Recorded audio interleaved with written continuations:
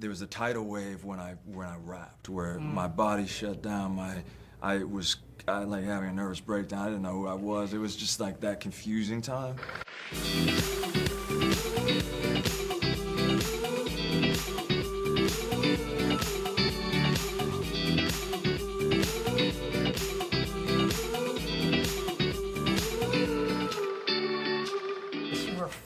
Thank you so much. Thank you. I know you know that already. There's no way you don't. It's just incredible. Thank you so much. Seriously. I could have you slate. Sure.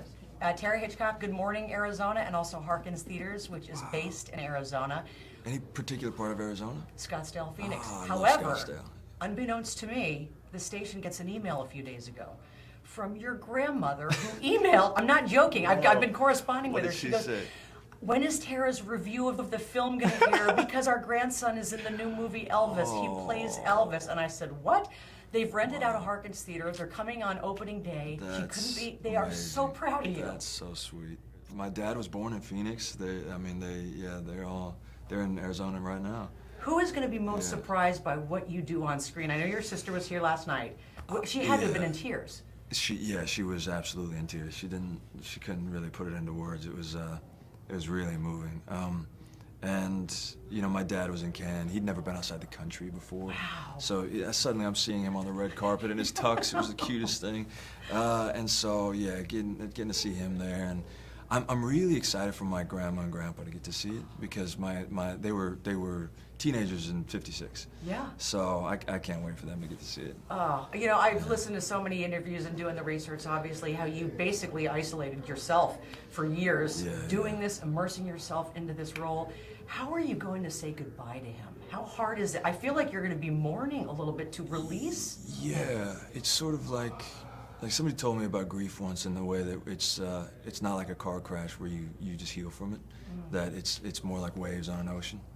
You know, where some days they're little, and then other days there's these big waves. And so for me, this whole process has been like these little waves of like, there was a tidal wave when I rapped, where my body shut down.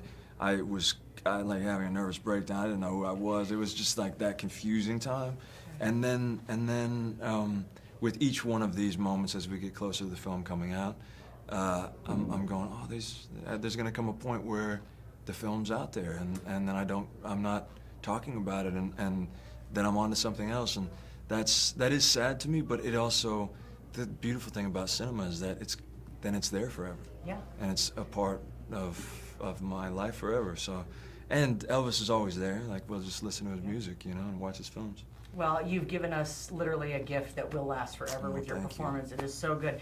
I was watching Elvis the Searcher, the documentary. How good is that? It's phenomenal. So good. And I loved what Springsteen said about Elvis, that he had the freedom of not having to hear himself or see. And in this day and age where we see ourselves, I mean, I'm sure you're in the mirror practicing, like you literally see everything you do. Yeah. Do you wish, in a way, that you had grown up in the era of Elvis? Yeah, I do. I mean, I think that particularly social media is a pretty toxic thing, and as well as the fact of this barrier of the internet where people can say whatever they want, and they're not having human interaction. So there's vicious things out there. So I just kind of stay off the internet as my thing. Like, I'm not really on social media or the internet or any of that, and just try to stay grounded is my thing. But yeah, I do. I imagine what it would be like in that time, and the purity of that. It's beautiful. I know that this is one of those films that's going to stay with you forever. I'm wondering, though, the thing that you'll take away, because you seem like such a normal, reserved guy, but yet you play somebody so out there. Are you more confident having done this? What's the biggest change in you? It is that. I still am quite a shy person and a private person, and I wouldn't sing in front of anybody or dance in front of anybody or anything, and suddenly I'm taking this on. Right. And in the beginning it felt impossible. I really didn't know how I would find my way in. And once things started to click, then it taught me a lot about that feeling of when you feel fear, or you feel imposter syndrome, or you feel like you're not enough, but yet you can push through that.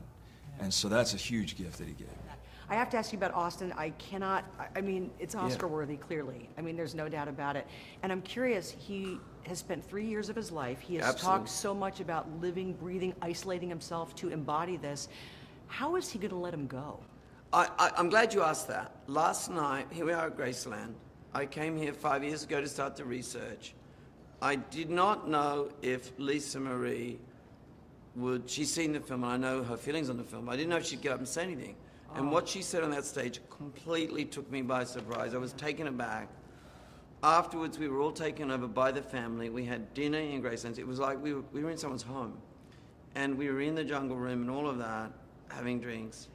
And, but I could see in Austin, finally, some weight lifting off his shoulders. I could see that their affirmation, what Lisa Marie, what Priscilla and Riley, the family's affirmation, and then friends and cousins when they were last night. Yeah. And what they were saying. I could see his shoulders, the weight lifting, and I think he can now probably start the process of letting Elvis go, because I think he's been hanging on and hanging on and hanging on, and it won't be over for him until it's over. But I can see that the affirmation by the family is giving him permission to say he has done well. One of the things I was so curious, I asked Tom this too. He wanted to be taken seriously as an actor. He loved acting. Forget this film. What would you have cast Elvis in? What would have been the perfect part for him in one of your movies? Oh, in one of my movies? Yeah. Oh, wow. Actually, that's a good question. I think it could have been amazing as Christian in Moulin Rouge. Oh, yeah. I mean, yeah. a young Elvis. I mean, Ewan was great, but I think absolutely he could have. When you see him in Kid Creole, you know, he's really showing chops.